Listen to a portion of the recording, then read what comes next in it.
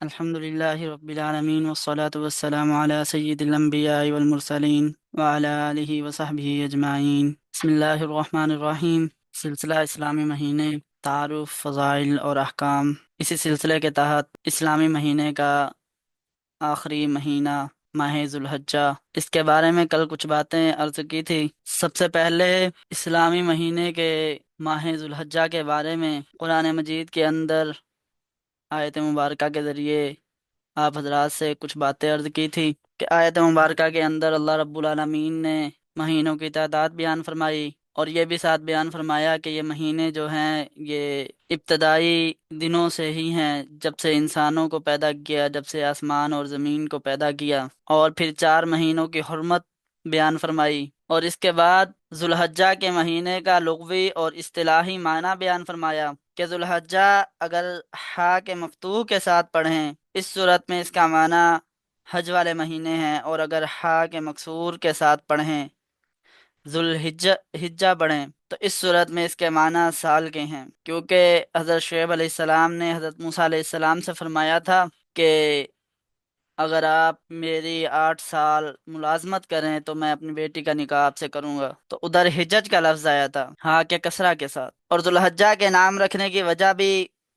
کل کے سبق میں بیان کر دی تھی کہ ذوالحجہ کو ذوالحجہ اس لیے کہا جاتا ہے کہ حج کے معنی ارادہ اور قصد کے ہیں، اور حاجی ان دنوں میں بیت اللہ شریف کا دیکھنے کا، بیت اللہ شریف کی زیارت کا قصد اور ارادہ کرتے ہیں، اسی وجہ سے اس مہینے کو ذی الحج کہا۔ اور پھر اس مہینے کے متبرک اور محترم ہونے کے بہت سے فضائل آپ حضرات کے سامنے بیان کیے کہ یہ حرمت والا مہینہ ہے، اس اعتبار سے بھی اس کو فضیلت حاصل ہے، یہ اشہر حج میں سے ہے، اس اعتبار سے بھی اس مہینے کو فضیلت حاصل ہے۔ قرآن مجید میں اس مہینہ کے پہلے عشرے کو افضل ترین عشرہ قرار دیا گیا، اور اسی مہینے کی 9 تاریخ کو عرفہ اور 10 کو عید الاضحیٰ منائی جاتی ہے، اور علماء کرام نے لکھا تھا کہ جس نے افضل ترین دن کے میں روزے رکھنے کی منت مانی ہو اسے عرفہ کے دن روزہ رکھ کر اپنی منت پوری کرنی چاہیے۔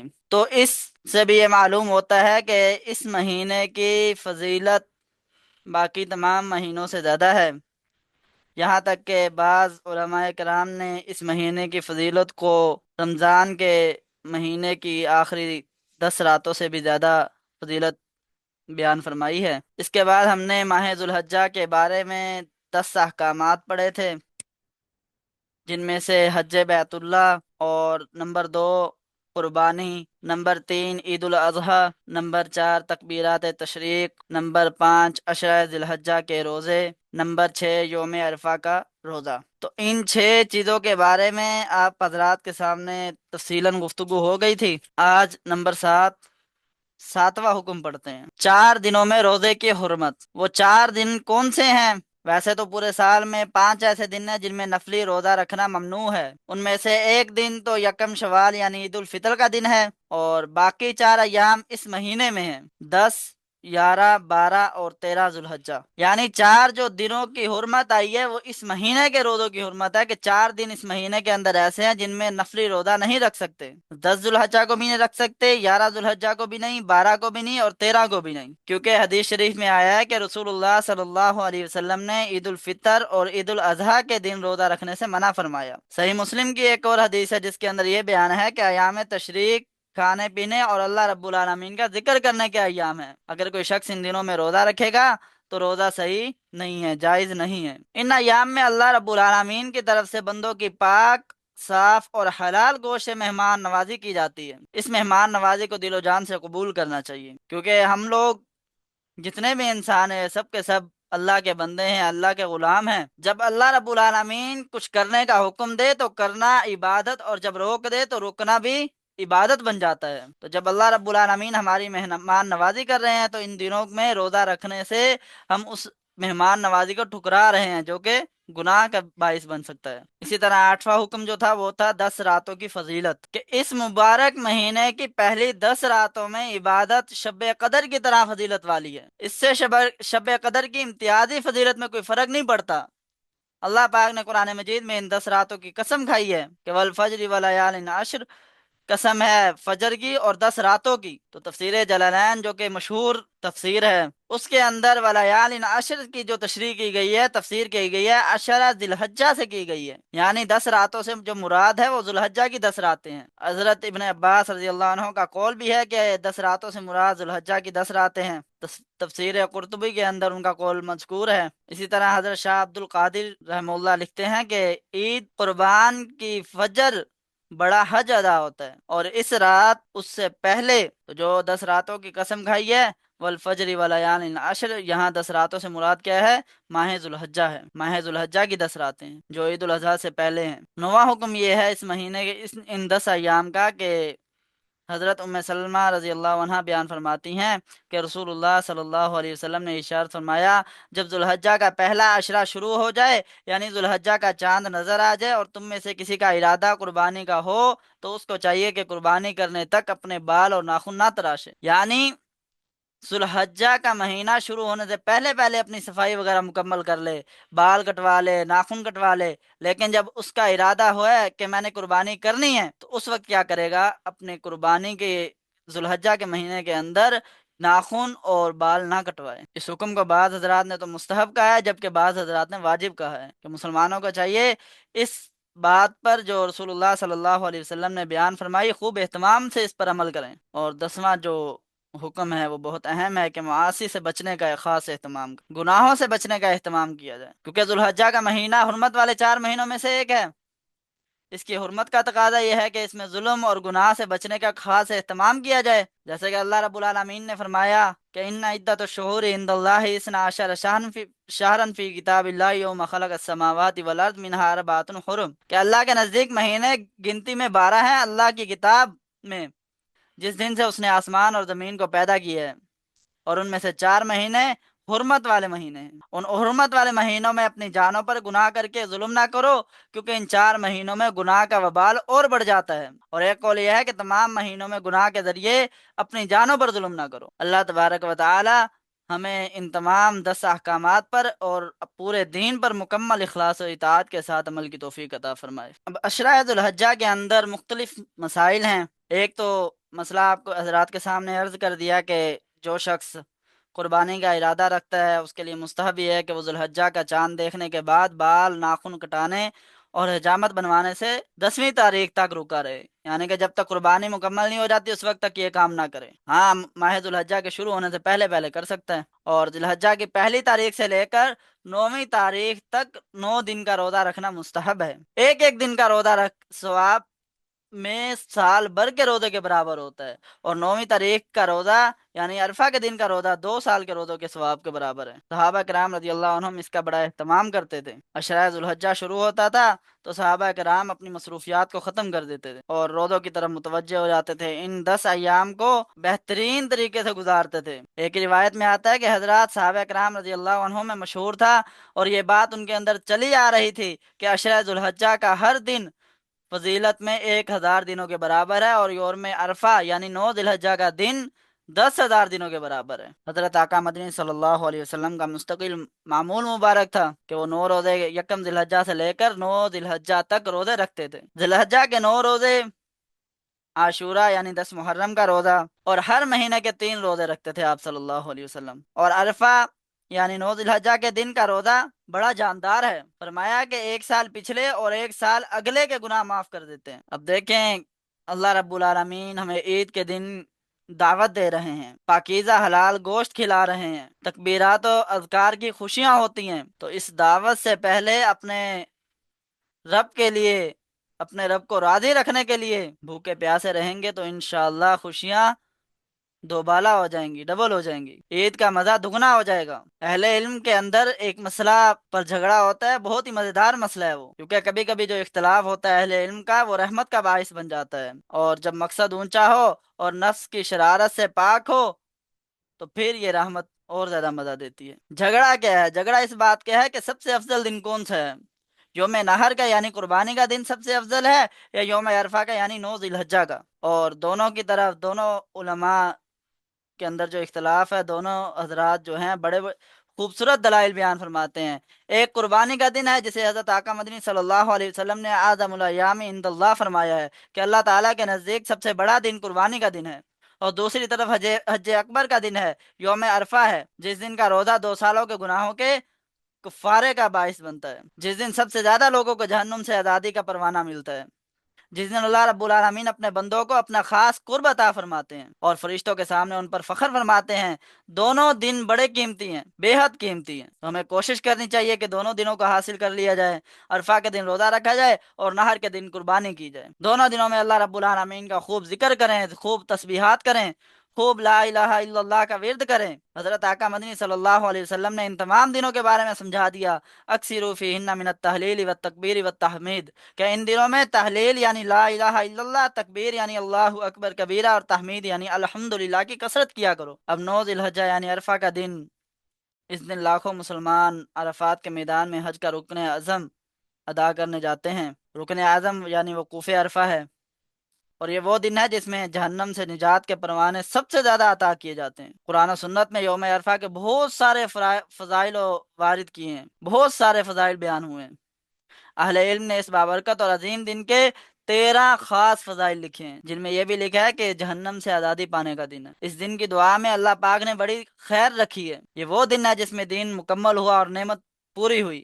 الیوم اکملت لکم دینکم، تو کیا معلوم ہمیں یہ آئندہ دن ملے یا نہ ملے، ہمیں یہ دن آئندہ نصیب ہو یا نہ ہو، تو انہی دنوں کو غنیمت سمجھ کر اس دن کو کمانے کی کوشش کریں۔ عشرہ ذی الحجہ کے اندر ہم اپنی اوقات کار بنا لیں، وقت متعین کر لیں، راتوں کو تہجد پڑھیں، نوافل ادا کریں، سحری کھائیں، اذان ہوتے ہی مسجدوں کی طرف دوڑیں، اور کوشش کریں کہ تمام نمازیں فجر، ظہر، عصر، مغرب، عشاء جتنی پانچوں کی پانچوں نمازیں تکبیر اولیٰ کے ساتھ ادا کریں، اور فجر کے بعد مسجد میں اپنی جگہ بیٹھے رہیں اشراق تک، پھر 2 یا 4 رکعت نماز ادا کریں۔ بعض روایت میں آتا ہے کہ حضرت آقا مدنی صلی اللہ علیہ وسلم کے ساتھ حج عمرہ ادا کرنے جیسا ہے، یعنی ان ایام میں جو لوگ یہ اہتمام کرتے ہیں، رات کو تہجد پڑھتے ہیں، نوافل ادا کرتے ہیں، روزے رکھتے ہیں، تکبیر اولیٰ کے ساتھ نماز پڑھتے ہیں، فجر کے بعد مسجد میں بیٹھے رہتے ہیں اور اشراق کا انتظار کرتے ہیں، پھر اشراق کی نماز ادا کرتے ہیں، تو اس کا ثواب حج اور عمرہ کے برابر ہے۔ اور بعض روایت میں حضرت آقا مدنی صلی اللہ علیہ وسلم کے ساتھ حج عمرہ ادا کرنے جیسا ہے۔ اور یہی بات اگر ہم سوچ لیں کہ حضرت آقا مدنی صلی اللہ علیہ وسلم کے ساتھ اگر ہمیں یہ سعادت نصیب ہو رہی ہے، ہم حضرت آقا مدنی صلی اللہ علیہ وسلم کے ساتھ حج عمرہ ادا کر رہے ہیں، تو سوچیں وہ کیسے لمحات ہوں گے۔ دوپہر کو جیسے ظہر کا وقت داخل ہوتے ہی صلاۃ التسبیح کریں، سارا دن ذکر، سارا دن تکبیر کہیں، سارا دن تلاوت کریں، صدقات کریں۔ ان ایام کو اپنی زندگی کے لیے ایسے دن بنا لیں کہ ساری زندگی ہمیں یاد رہ جائے کہ ہم نے ان ایام میں کچھ نیک اعمال کیے تھے، ہم نے ان ایام میں کچھ ایسے اعمال کیے تھے جو ہمیں بار بار ہمارے ضمیر کو جگاتے رہیں کہ ہم دوبارہ دوبارہ وہ اعمال کرنے پر قادر ہوں۔ تکبیرات تشریق، نبی کریم صلی اللہ علیہ وسلم نے ارشاد فرمایا کہ ایام تشریق کھانے پینے اور ذکر اللہ کے روزے ہیں، دن ہیں۔ تو اس مہینے کا ایک اہم حکم جو کہ عام مسلمانوں میں عموماً اور خواتین میں خصوصاً تبلیغ کی ضرورت ہوتی ہے اس چیز کی، وہ ہے تکبیرات تشریق کا اہتمام۔ ہم کاموں میں مصروف ہو جاتے ہیں، ارد گرد کی باتوں میں مصروف ہو جاتے ہیں، تو انہی وقتوں میں اگر ہم اپنے زبان پر تکبیرات تشریق کو جاری کر لیں تو سبحان اللہ، کیا زندگی کا لطف ہوگا، کتنا پیارا دن گزرے گا ہمارا۔ 9 ذی الحجہ کی فجر کی نماز سے لے کر 13 ذی الحجہ کی عصر کی نماز تک ہر فرد نماز کا سلام پھیرتے ہی ایک مرتبہ بلند آواز سے تکبیر کہنا واجب ہے، البتہ جو عورتیں ہیں وہ آہستہ آواز میں کہیں گی۔ تکبیرات تشریق کیا ہیں؟ امید ہے آپ سب حضرات کو علم ہوگا تکبیرات تشریق کا۔ تکبیرات تشریق یہ ہے کہ اللہ اکبر لا الہ الا اللہ اللہ اکبر وللہ الحمد۔ بہت سے لوگ اس غفلت میں ہیں، اس تکبیر کو پڑھتے ہی نہیں، آہستہ آہستہ پڑھتے ہیں، حالانکہ اس کا جو درمیانہ طریقہ ہے بلند آواز میں پڑھنا واجب ہے۔ اس چیز کی اصلاح کی جائے، جب ایک مسئلہ معلوم ہو جائے تو اس کے اوپر عمل کیا جائے۔ اور کل بھی یہ بات عرض کی تھی کہ تکبیر تشریق امام کے لیے علیحدہ ہے، مقتدی علیحدہ سے پڑھے گا، منفرد یعنی اکیلا نماز پڑھنے والا علیحدہ سے پڑھے گا، عورت علیحدہ پڑھے گی، مرد علیحدہ، مسافر، مقیم، شہر والے اور گاؤں والے، سب پر الگ الگ واجب ہے۔ یہ نہیں ہے کہ گاؤں والوں پر واجب نہیں ہے، شہر والوں پر واجب ہے، اس کے اندر کوئی خصوصیت نہیں ہے، یہ سب پر واجب ہے، جتنے بھی مسلمان ہیں۔ مسجد میں نماز ادا کرنے والوں کو ایک دوسرے کی آواز سن کر اس تکبیر کا پڑھنا یاد آ جاتا ہے، لیکن گھر میں کیا ترتیب بنائی جائے؟ گھر میں خواتین اور اکیلے نماز ادا کرنے والے اکثر اس کو پڑھنے میں غفلت کرتے ہیں، تو ان کے لیے بہتر یہ ہے کہ ان ایام میں اپنے گھروں میں یہ مسئلہ لکھ کر ہر کمرے میں لٹکا دیا جائے اور گھر والوں کو بار بار اس کی یاد دہانی کرائی جائے، تاکہ ترک واجب کے گناہ سے حفاظت رہے۔ اللہ پاک کی بڑائی بیان کرنے کا یہ شاندار موقع ہے، اس موقع کو جانے نہ دیں۔ آئندہ سال کیا پتہ ہمیں یہ موقع نصیب ہو یا نہ ہو۔ یہ جو 10 دن عشرہ ذی الحجہ کے ہیں اور پھر ان کے بعد 3 دن ایام تشریق کے، ان میں تکبیر کی فضیلت بڑھ جاتی ہے۔ اگر ایسا کہا جائے کہ یہ تمام دن تکبیر کے مہینہ ہے، تکبیر کا سیزن ہے، اللہ رب العالمین کا احسان ہے کہ وہ ہمیں زیادہ سے زیادہ تکبیر کہنے کی توفیق عطا فرما دے، ورنہ اللہ رب العالمین کو کیا ضرورت ہے، کیا حاجت ہے کہ وہ ہماری تکبیر کے محتاج تو نہیں ہے اللہ رب العالمین۔ اللہ رب العالمین کی بڑائی اور عظمت کسی کے کہنے، سننے اور ماننے پر موقوف تو نہیں ہے۔ اتنا بڑا عرش، بڑے بڑے آسمان اور زمین اور سمندر اور بادل، یہ سب اللہ رب العالمین کی عظمت بیان کرتے ہیں۔ طاقتور حکمرانوں کا منٹوں میں ختم یا بے بس ہو جانا، بڑے جابر لوگوں کا کینسر کے در سے کرنا اور تڑپنا، دن کی جگہ رات اور رات کی جگہ دن کا آنا جانا، ان میں سے کچھ بھی انسان کے بس میں نہیں ہے۔ ہر چیز اللہ رب العالمین کی تعریف کرتی ہے، اللہ رب العالمین ہی کو پکارتی ہے، لیکن خوش نصیب ہے وہ انسان جو اللہ رب العالمین کو یاد رکھے اور یاد کرے، اور بڑا بدنصیب ہوگا وہ شخص جو اللہ رب العالمین کو بلا دے، اللہ رب العالمین کا تذکرہ منہ سے نہ کرے۔ اللہ رب العالمین فرماتے ہیں کہ جو ہمیں بلا دیتا ہے ہم اسے بلا دیتے، نسوا اللہ فنسیہم، انہوں نے اللہ تعالیٰ کو بلا دیا تو اللہ تعالیٰ نے انہیں بلا دیا۔ اللہ تعالیٰ کا بلا دینا یہ ہے کہ اب خیر کے دروازے بند، ہر طرف شر ہی شر، صبح شام کفر، گناہ، بدکاری اور برائی، نہ کوئی خیر ملے گی، نہ کوئی نیکی ملے گی، نہ کسی اچھے کام کی توفیق حاصل ہوگی، نہ اجر و ثواب کا موقع ملے گا۔ ایک جانور کی طرح جی کر مر گئے اور مستقل جہنم کا ایندھن بن گئے۔ اللہ رب العالمین ہماری حفاظت فرمائے۔ مگر وہ جنہیں اللہ رب العالمین یاد فرماتے ہیں ان کو ہر قدم پر خیر ملتی ہے، ہر قدم پر بھلائی ملتی ہے، ان کے لیے ہر وقت سعادتیں عطا ہوتی ہیں، اللہ رب العالمین انہیں سعادتیں عطا فرماتے ہیں۔ جب جس خیر کا موقع آیا ان کو اس کی توفیق عطا فرما دی تاکہ وہ ہمیشہ ہمیشہ کے بادشاہ بن جائیں۔ ذوالحجہ آیا تو ان کو تکبیر پر لگا دیا کہ اپنے رب کا نام بلند کرتے جاؤ، خود اپنے رب کے قریب کی طرف بلند ہوتے جاؤ گے۔ حضرات صحابہ اکرام رضی اللہ عنہم کا تکبیر کا بڑا ذوق تھا، دراصل وہ بڑی محنتوں سے تکبیر تک پہنچے تھے، وہ جس معاشرے میں اٹھے تھے اس میں بہت سی چیزیں بڑی بن چکی تھی اور ایسی بڑی کہ ان کو چھوٹا کرنے کا کوئی سوچ بھی نہیں سکتا تھا۔ بڑے بڑے بت تھے، ان بتوں کو آستانے اور تیر، قبائلی روایات اور خاندانی فخر و غرور کے پہاڑ تھے، خون ریزی تھی، جھوٹی غیرت کی ناقابل تبدیل رسومات تھی، شیطان کی صدیوں کی محنت تھی کہ پورا معاشرہ ایک خاص رنگ پر پختہ ہو چکا تھا۔ تبدیلی کا دور دور تک تصور بھی نہیں تھا، سوچا ہی نہیں گیا تھا کہ یہاں تبدیلی ہوگی کہ اچانک کوہ صفا سے آواز ہے قولوا لا الہ الا اللہ، کہہ دو صرف اللہ، فقط اللہ ہی معبود ہے، کہہ دو اللہ اکبر، اللہ سب سے بڑا ہے، اللہ ایک ہے۔ یہ کلمات جو آج ہم آسانی سے لکھ لیتے ہیں، آسانی سے بول لیتے ہیں، اس وقت یہ آسانی سے کہہ نہیں سکتے تھے۔ یہ کلمات اس وقت سرخ موت اور کالے تشدد کو پکارنے کے مترادف تھے۔ حضرات صحابہ اکرام رضی اللہ عنہم نے ان کلمات کی بہت باری قیمت ادا کی تھی اور یہ کلمات اپنے خون کے بدلے میں حاصل، انہیں ان کلمات سے عشق تھا۔ وہ جب پڑھتے تو دل کے یقین اور دل کی آواز سے پڑھتے تھے، وہ چاہتے تھے کہ اور سب لوگوں کو بھی یہ کلمات پہنچ جائیں اور وہ ان کلمات کو پا لیں، ان کلمات کو اپنے زبان پر جاری کر لیں۔ حضرت سیدنا عمر بن خطاب رضی اللہ عنہ جب مینا میں تکبیر بلند فرماتے تو آواز بہت دور تک جاتی اور پھر اس سچی آواز کو سن کر دوسرے لوگ بھی تکبیر پکارتے تو وادی گونج اٹھتی۔ ایسا بارعب والہانہ گونج کا تصور آج لاؤڈ سپیکر اور دیگر آلات کی موجودگی میں بھی نہیں کیا جا سکتا، اتنی آوازیں بلند ہو جاتی۔ سیدنا ابو ہریرہ رضی اللہ عنہ اور حضرت سیدنا عبداللہ بن عمر رضی اللہ عنہما عشرہ ذی الحجہ میں، جب عشرہ ذی الحجہ شروع ہوتا تھا تو بازاروں میں نکل جاتے تھے، لوگوں کو تکبیر کہلواتے تھے، یعنی خود جاتے تھے بازاروں میں، جب بازاروں میں چلے جاتے تھے تو پھر اونچی اونچی تکبیرات شروع کر دیتے تھے، اور جو لوگ دکانوں پر بیٹھے ہوتے تھے، تجارت کر رہے ہوتے تھے، ان کی تکبیرات کی آواز سن کر وہ بھی اونچی اونچی تکبیرات کہنا شروع کر دیتے تھے۔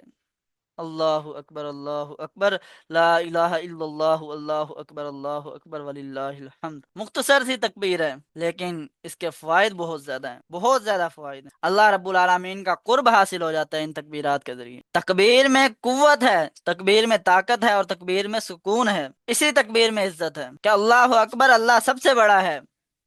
دنیا کی ان طاغوتی طاقتوں سے بھی اللہ رب العالمین بڑا ہے جو خود کو ناقابل شکست سمجھ بیٹھی ہیں اور ہمیں غلام بنانا چاہتی ہیں، مسلمانوں کو غلام بنانا چاہتی ہیں۔ اللہ تعالیٰ ان فکروں، غموں اور پریشانیوں سے بھی بڑا ہے جو ہمیں گھیر کر دنیا میں پھنسانا چاہتی ہیں، جو ہمیں دنیا کے معاملات کے اندر دھکیلنا چاہتی ہیں، جو یہ غم اور فکر یہ چاہتے ہیں کہ مسلمان جو ہے اللہ رب العالمین کو بھول جائے۔ کفار ہمیں غلام بنانا چاہتے ہیں، یہ چاہتے ہیں کہ مسلمانوں کے دلوں سے یہ کلمات نکل جائیں۔ اللہ رب العالمین ان سب چیزوں سے بڑا ہے۔ اللہ کی رحمت ان گناہوں سے بھی بڑی ہے جن کو کرنے کے بعد بہت سے لوگ مایوسی کی کھائی میں جا گرتے ہیں کہ اب معافی نہیں ہوگی، اور پھر سر سے لے کر پاؤں تک گناہوں میں پھنس گئے۔ لیکن اللہ رب العالمین کی رحمت بہت بڑی ہے۔ انسان جتنا بھی گناہ گار ہو، جتنے بھی گناہ کر لے، لیکن جب وہ اپنے مالک کے در پر جاتا ہے تو مالک اسے معاف فرما دیتے، اس کا تذکرہ فرشتوں کے سامنے فرماتے ہیں کہ دیکھو میرا بندہ میرے پاس واپس لوٹ آیا ہے۔ اللہ اکبر۔ تکبیرات تشریق کے دنوں میں اللہ پاک کی رضا کے لیے دل کے شوق اور جوش سے پڑھیں، اپنے محبوب کی محبت اور عظمت میں ڈوب کر یہ تکبیرات بلند کریں۔ نہ تو ان تکبیرات کو بلند آواز سے پڑھنے سے شرمائیں، شرم نہ کریں، بلکہ یہ تو عزت اور سعادت کا کام ہے کہ ہم جب تکبیرات تشریق کو بلند آواز سے پڑھیں گے تو ہماری وجہ سے کوئی اور مسلمان بھی ان تکبیرات کو پڑھنا شروع کر دے گا، تو دیکھیں خود بھی پڑھیں گے اس کا بھی ثواب ملے گا، اگر آپ کو دیکھ کے کوئی اور پڑھے گا تو اس کا بھی ثواب ملے گا۔ لوگ گانا گاتے شرم نہیں کرتے، ہم اپنے مولا کی عظمت بیان کرتے ہوئے شرم کریں گے، اس کی تکبیر بلند کرنے سے شرمائیں گے؟ بالکل نہیں، یہ شرم نہیں ہے، بے شرمی ہے۔ جس شخص کو شرم آ رہی ہو کہ میں تکبیرات تشریق اونچی آواز سے پڑھوں گا تو لوگ کیا کہیں گے، تو اس کو یہ بات ذہن میں رکھنی چاہیے کہ لوگ اونچی اونچی آوازوں میں گانے گا رہے ہوتے ہیں، گندی گندی باتیں کر رہے ہوتے ہیں، اونچی اونچی آواز سے بےہودہ الفاظ نکال رہے ہوتے ہیں۔ جب وہ لوگ شرم نہیں کرتے تو آپ اپنے رب کی تکبیر کرتے ہوئے، تشریق کرتے ہوئے کیوں شرم کرتے ہیں؟ ابھی آپ حضرات کے سامنے بیان کیا کہ حضرت عمر رضی اللہ عنہ مینا میں جب پہنچے تھے تو اونچی اونچی آواز سے تکبیر کہتے تھے، تو جس کو دیکھ کر باقی لوگ بھی کیا کرتے تھے، اونچی آوازوں سے تکبیر شروع کر دیتے تھے اور زمین تکبیر سے گونج اٹھتی تھی۔ نمازوں کے بعد تو تکبیر کہنا ویسے بھی ضروری ہے، واجب ہے، لیکن اپنی عادت بنا لیں کہ ان 10 دنوں کے اندر راستوں میں ہوں یا بازاروں میں ہوں یا اپنے گھر میں یا بستر پر، جہاں بھی ہوں ان تکبیرات کو نہ چھوڑیں۔ ہمارا مرض یہ ہے کہ ہمارے دلوں میں اللہ پاک کی عظمت اور بڑائی ویسے نہیں جیسے ہونی چاہیے تھی، جیسے صحابہ کرام کے دلوں میں تھی ویسے نہیں ہے ہمارے پاس۔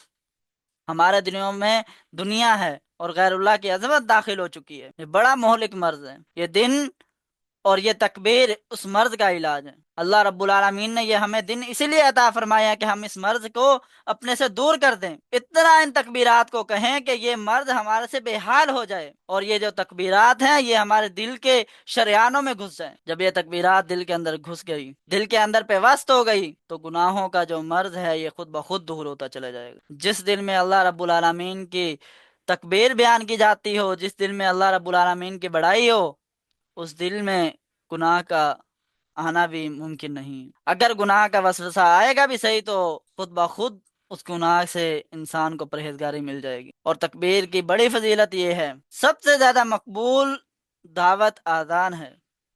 اس کا آغاز تکبیر سے ہوتا ہے۔ اذان کا آغاز ہوتا ہے اللہ اکبر۔ سب سے اہم عبادت نماز ہے، اس کا آغاز بھی تکبیر سے ہوتا ہے، اللہ اکبر۔ سب سے افضل عبادت جہاد ہے، اور جہاد اور تکبیر کا مستقل ساتھ ہے۔ تکبیر سے جہاد کو قوت ملتی ہے، اور قوت سے تکبیر دور دور تک گونجتی اور پہنچتی ہے۔ عام دنوں میں ایک بار اللہ اکبر کہنے سے 20 گناہ معاف اور 20 نیکیاں درج ہوتی ہیں، اور عشرہ ذو الحجہ میں تو ہر نیکی لاکھوں میں ہو جاتی ہے۔ اس لیے شیطان ان دنوں زیادہ محنت کرتا ہے۔ نفس کی خواہشات اور غصہ اور آپس کے جھگڑے، شیطان کے یہ 3 تیر ان دنوں بہت چلتے ہیں۔ حدیث پاک میں اشارہ موجود ہے، جس نے حج کیا اور اس میں شہوت والی باتوں سے، فسق سے اور جھگڑے سے بچا تو اس کے سب گناہ معاف، ایسا پاک جیسے ابھی پیدا ہوا ہے۔ آقا مدنی صلی اللہ علیہ وسلم نے شیطان کے خاص تیروں کی نشاندہی فرما دی۔ اس لیے غصہ نہ کریں، ٹھنڈے رہیں، اپنے آپ کو غصے میں نہ رہیں، آپس میں لڑائی جھگڑے نہ کریں، ناجائز شہوات سے دور رہیں، پھر انشاءاللہ ان تکبیرات کا اثر ہمارے دلوں میں بھی ہوگا، اور ہم دوسروں کو اس کی فضیلت بھی بیان کر سکیں گے۔ اس مہینے کے اندر جو ہم مسلمانوں کو ایک خوشی ملتی ہے وہ ہے عید الاضحیٰ۔ اللہ رب العالمین کی طرف سے مہمان نوازی کا موقع ملتا ہے۔ اللہ رب العالمین کے ہم مہمان ہوتے ہیں، تو ہم تمام مسلمان اس بات کا عزم کر لیں کہ انشاءاللہ ہم کبھی بھی عید کا دن غفلت میں نہیں گزاریں گے، کیونکہ عید کے دن بہت سارے ایسے احکامات چھوٹ جاتے ہیں جو انسان عید سے پہلے کر رہا ہوتا ہے، عشرہ ذی الحجہ میں کر رہا ہوتا ہے، اس سے پہلے مہینوں میں کر رہا ہوتا ہے، نمازیں ادا کر رہا ہے، نوافل ادا کر رہا ہے، تسبیحات کر رہا ہے، لیکن عید کے دن اس چیز سے غفلت ہو جاتی، انسان بھول جاتا ہے۔ تو ہم کوشش کریں کہ عید کا دن جو ہے غفلت میں نہ گزاریں، اپنی ہر عید کو اپنے لیے ایک یادگار عید بنائیں۔ یادگار عید وہ ہوگی جو آخرت میں خوب کام آئے گی، دنیا میں صرف یادگار نہ ہو بلکہ آخرت میں بھی جب ہم اللہ رب العالمین کے سامنے ہوں تو ہمیں اس وقت بھی وہ عید سامنے ہمارے نظر آئے، اس وقت بھی وہ عید ہمیں یاد ہو جب ہم اپنے اصل وطن میں ہوں گے، نہ ختم ہونے والی زندگی شروع ہو جائے گی۔ وہ کون سی ہے؟ وہ آخرت کی زندگی ہے، جنت کی زندگی ہے۔ تو عید کے دن جو مسنون کام کرنے چاہیے وہ یہ ہیں کہ شرع کے موافق اپنی آرائش کرنا، یعنی شریعت نے جس طرح آپ کو آرائش کرنے کی گنجائش دی ہے اس طرح سے اپنے آپ کو تیار کرنا۔ نمبر 2، غسل کرنا۔ نمبر 3، مسواک کرنا۔ نمبر 4، حسب طاقت عمدہ کپڑے پہننا۔ نمبر 5، خوشبو لگانا۔ صبح کو بہت جلدی اٹھنا، عید گاہ میں بہت جلدی جانا۔ عید الاضحیٰ کے دن نماز سے پہلے کچھ نہ کھانا، نماز کے بعد اپنی قربانی کے گوشت میں سے کھانا۔ عید الفطر میں عیدگاہ جانے سے پہلے صدقۃ الفطر ادا کرنا، اور عید کی نماز عیدگاہ میں پڑھنا۔ ادھر ہو تو مسجد میں بھی پڑھ سکتے ہیں۔ ایک راستہ سے عیدگاہ جانا اور دوسرے راستے سے واپسی آنا۔ عیدگاہ جاتے ہوئے راستے میں اللہ اکبر لا الہ الا اللہ اللہ اکبر وللہ الحمد۔ عید الفطر میں تو آہستہ آہستہ آواز میں پڑھتے جائیں، عید الاضحیٰ میں بلند آواز سے کہنا، اور سواری کے بغیر پیدل چلنا۔ یہ 13 مسنون اعمال ہیں جن کو کرنا چاہیے۔ محبت کے ساتھ درود شریف پڑھتے جائیں، عشق کے ساتھ ایک ایک سنت کو پورا کرتے جائیں، اور اپنی استطاعت کے مطابق خوب بڑھ چڑھ کر اچھی سے اچھی قربانی کریں۔ یہ بہت بری بات ہے جو کہ آج مسلمانوں کے اندر رائج ہو چکی ہے کہ جیب میں موبائل تو 15,000 کے، لاکھ لاکھ روپے کے ہیں، مہنگے مہنگے موبائل جیبوں میں ہیں، لیکن جب قربانی کا وقت آ جائے تو عوام کیا کرتی ہے؟ 3-4 ہزار روپے، 15,000 روپیہ، 10,000 روپیہ دے کے دیتی ہے ابھی قربانی کے اندر حصہ شامل ہو جائے۔ مہنگا موبائل ہمارے لیے ضرورت نہیں ہے، وہ تو محض ایک فضول عیاشی اور بیکار نمائش ہے، جبکہ قربانی ہماری ضرورت ہے۔ ہونا تو یہ چاہیے تھا کہ ہمارا موبائل سستا ہو جاتا لیکن قربانی ہمارے موبائل سے مہنگی ہوتی، قربانی ہماری قیمتی ہو جاتی، قربانی ہماری بہترین ہو جاتی، یہ نفع کا سودا تھا۔ یہ عقل مندی والی بات ہے۔ بعض افراد عید کے دن قرآن پاک کی تلاوت کا ناغہ کرتے ہیں۔ اللہ کے بندو، یہ عید جو ہے یہ اللہ رب العالمین سے دی گئی خوشی ہے، یہ وفاداری والی باتیں نہیں ہیں کہ آپ پہلے قرآن مجید کی تلاوت کرتے تھے لیکن جس دن اللہ رب العالمین نے تمہیں خوشی عطا کی تو آپ اس دن اللہ رب العالمین کے کلام کی تلاوت ہی بھول گئے۔ خوشی کے دن تو اچھے کام ہونے چاہیے، خوشی والے کام کرنے چاہیے۔ اللہ پاک کے کلام کی تلاوت بہت خوشی والا عمل ہے، کیونکہ کہاں ہم چھوٹے، حقیر اور ناپاک، اور کہاں اللہ رب العالمین عظیم اور جلیل، اللہ رب العالمین کا کلام پاک۔ یہ تو اللہ رب العالمین کا احسان ہے کہ ہمیں پڑھنے کی اجازت دی اور اس پڑھنے کو ہمارے لیے دنیا اور آخرت کی خوشیوں کا ذریعہ بنا دیا۔ تو عید کے دن تلاوت کا ناغہ نہ کریں بلکہ پہلے سے زیادہ تلاوت کرنے کی کوشش کریں۔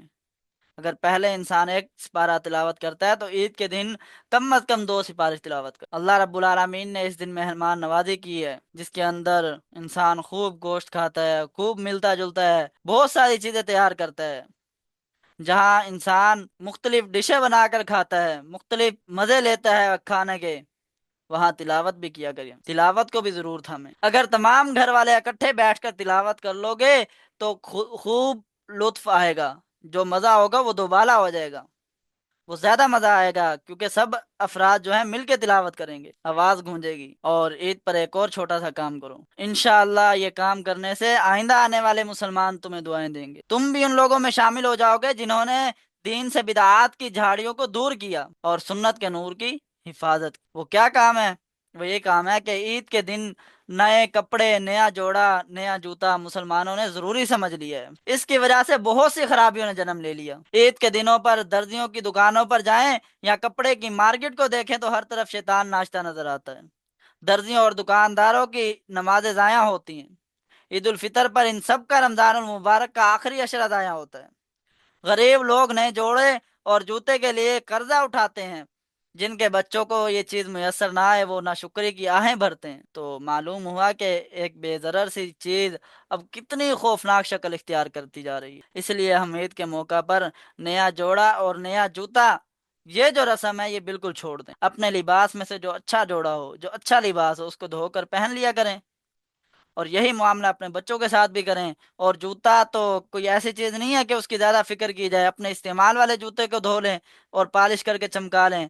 यकीन करें आप, आपके इस अमल से कितने मुसलमानों को फायदा होगा और आपको कोई कमी महसूस नहीं होगी। इस बात का एहतमाम करें और मुसलसल करते रहें तो इंशाअल्लाह पूरा माहौल बदल जाएगा। मालदार लोग गरीबों के दिलों का खून नहीं कर सकेंगे। नया जोड़ा उस वक्त बनाया जाए जब उसकी जरूरत हो।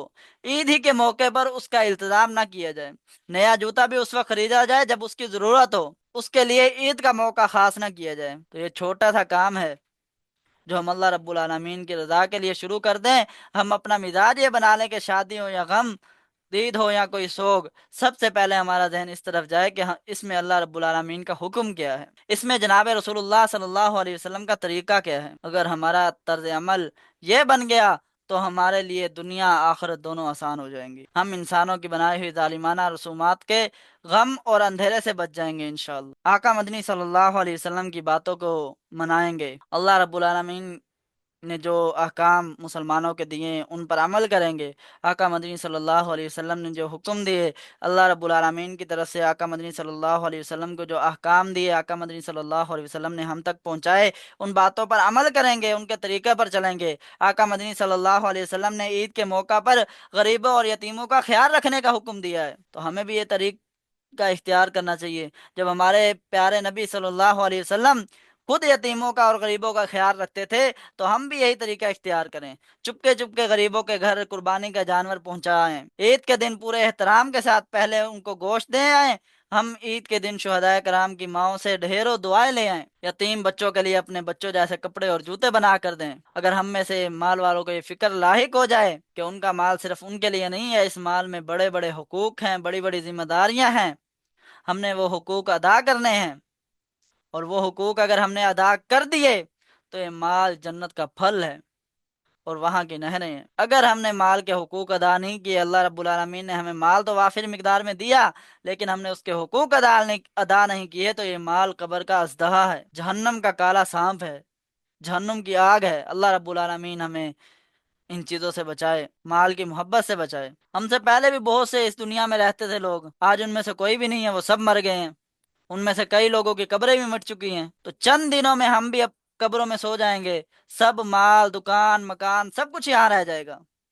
मरने के बाद भी हमें पता नहीं कि हमारा अमाल, नेक अमाल ज्यादा है या बद अमाल ज्यादा है। इंसान तमन्ना करेगा कि मुझे जमीन पर वापस भेजा जाए, मैं अपनी सारी दौलत कुर्बान कर दूंगा और एक लम्हा भी जिक्र से गाफिल नहीं रहूंगा। मगर जाने के बाद वापसी नहीं होगी। अभी हमारे पास जिंदगी है, जिंदगी के अंदर हम ये अमाल कर सकते हैं। हमें अल्लाह रब्बुल आलमीन ने मोहलत दी है। अल्लाह रब्बुल आलमीन हमें ढील दे रहे हैं कि आप ये अमाल करो। नेक अमाल का अल्लाह रब्बुल आलमीन हमें मौका दे रहा है। वरना मरने के बाद जब पूछा जाएगा कि जिंदगी कैसे गुजारी, जवानी किन कामों में गुजारी, माल कहाँ से कमाया, कहाँ लगाया, कब्र की तन्हाई और आखिरत की मंजिलों की गहराई और मुश्किल मुश्किल सवालात होंगे हमारे सामने, तो हमारे पास इनके जवाबात देना मुश्किल हो जाएगा। आज हम में से किसी को 30,000 फीट ऊंचा उड़ाने वाले जहाज से जमीन पर गिरा दिया जाए तो हमारा क्या हाल होगा। दुनिया से बरज़ख और आखिरत की मंजिलें तो इससे भी ज्यादा दूर है। इखलास से किया हुआ एक एक अमल काम आएगा। तो इस वक्त हमें हमारे नामा माल में एक ऐसी ईद होगी जिसमें हमने कोई गुनाह नहीं किया होगा, और ये उसी वक्त होगी जब हम आका मदनी सल्लल्लाहु अलैहि वसल्लम के बताए हुए तरीके पर ईद गुजारेंगे। अभी जिंदा हैं, अभी हमें ये बात सोचने का मौका मिल सकता है और मिल रहा है, लेकिन कल जब हम कब्रों में चले जाएंगे तो फिर हम इस लम्हे के लिए तरसेंगे। एक ऐसी ईद जो क्यामत के दिन हमें मुस्कुरा कर सहरा दे और जो जन्नत में हमारे साथ रहे। एक ऐसी ईद जिसमें خوشیوں کی مسکراہٹ کے ساتھ چند آنسو بھی ہوں، جو گناہوں سے استغفار کرتے ہوئے ٹپکے ہوں، جو اسیران اسلام کی رہائی کی دعا کرتے ہوئے گرے ہوں، جو اپنے شہداء ساتھیوں کے اصالہ ثواب کرتے ہوئے مچل پڑے ہوں، جو اللہ رب العالمین کی نعمتوں اور اپنے گناہوں کو یاد کر کے اظہار تشکر میں برس پڑے ہوں، یا جو فلسطین، افغانستان، عراق، کشمیر اور برما وغیرہ کے مظلوم مسلمانوں اور جاں باز مجاہدوں کے لیے دعائیں کرتے ہوئے گرے ہوں۔ ایک ایسی عید ہونی چاہیے ہمارے لیے، ہم مسلمان ہیں، اس لیے ہم کوئی غیر اسلامی حرکت نہ کریں۔ دن کا آغاز فجر کی باجماعت نماز سے ہو، اور پھر غسل، خوشبو، سرما، امامہ، مسواک، پاک کپڑے اور زبان پر تکبیر، دل میں تکبیر، عیدگاہ کی طرف عشق کے ساتھ جلدی روانگی ہو۔ پہلی صف میں عید کی نماز توجہ اور خشوع کے ساتھ ادا کریں، اور پھر قربانی کریں۔ مسلمانوں کی غمخواری، اہل خانہ کے حقوق کی ادائیگی کریں، دین اور جہاد کی محنت کریں، والدین کی خدمت کریں، اپنے بیوی بچوں کی دلداری، تمام نمازیں باجماعت مسجد میں ادا کریں، قرآن پاک کی تلاوت کریں، اور زبان اور دل اور نظر کی حفاظت کریں، یتیموں کے سروں پر شفقت کا ہاتھ رکھیں، رب تعالیٰ کی دعوت، حلال گوشت کے مزے اور دل کے گہرائیوں سے شکر ادا کریں، اور غفلت سے حفاظت کریں۔ تو یہ سب کچھ ایک دن میں ممکن ہے۔ جن کی قسمت اچھی ہو ان کے لیے تو اس سے بھی زیادہ ممکن ہو جاتا ہے، کیونکہ بے شک ہم چھوٹے ہیں، دن بھی چھوٹا ہے، مگر رب تعالیٰ تو بڑا ہے، اور بہت بڑا ہے، سب سے بڑا ہے۔ ہم یہ سب کام ایک دن کے اندر کر سکتے ہیں، اور جو جن لوگوں کو ان کاموں کے کرنے کی توفیق ملتی ہے، ان سے جا کے ان کاموں کی خوشی بھی پوچھ لیں، ان کا دن کیسا گزرتا ہے وہ بھی ان سے ذرا پوچھ لیں، کتنا ہی لطف سے ان کا دن گزرتا ہوگا۔ کچھ باتیں اور عرض کرنی تھی، وقت چونکہ مکمل ہو چکا ہے، تو انشاءاللہ کل کی کلاس میں کریں گے۔ بر وقت حاضر ہوا کریں سب ساتھی، کل آخری کلاس ہوگی انشاءاللہ تعالی۔ آخر دعوانا ان الحمدللہ رب العالمین۔